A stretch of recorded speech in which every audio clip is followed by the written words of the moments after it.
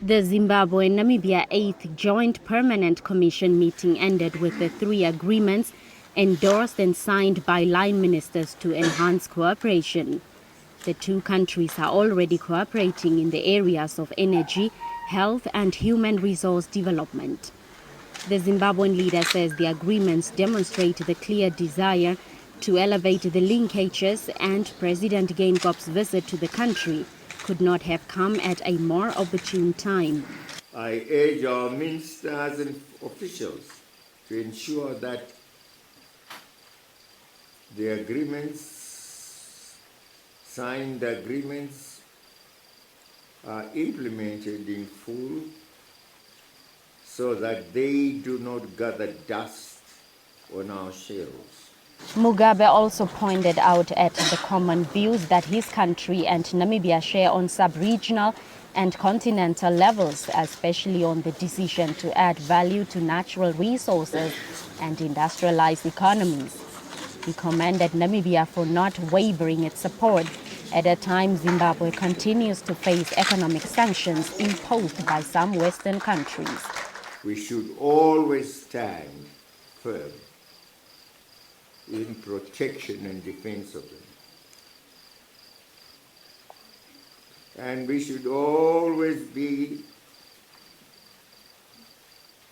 in a state to guard them jealously. The enemy we defeated mutates in various forms, and we should never lose our guard. President Geingob hailed Mugabe as a conciliator in SADC, whose decisions many African leaders benchmarked their post-independence decisions on. He singled out the land ownership question that Namibia is planning to find a lasting solution for. Just like Namibia, Zimbabwe adopted the willing seller, willing buyer approach towards land soon after independence in a bid to allocate to black citizens whose land was taken away.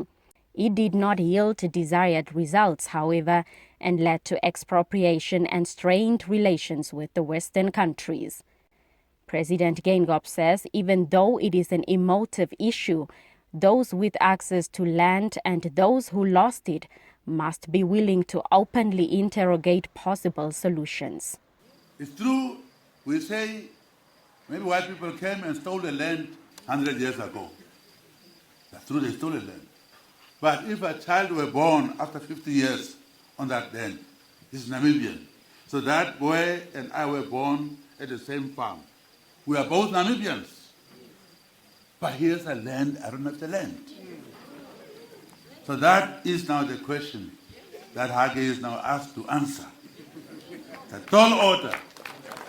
So what I did is to say we are going to have a second land conference around September, where we can sit down and interrogate this issue. We can't hide away from it. The 2 leaders are hoping that the 3-day state visit culminates in new areas promoting regional economic integration being identified. Blanche Kores, NBC News, Harare, Zimbabwe.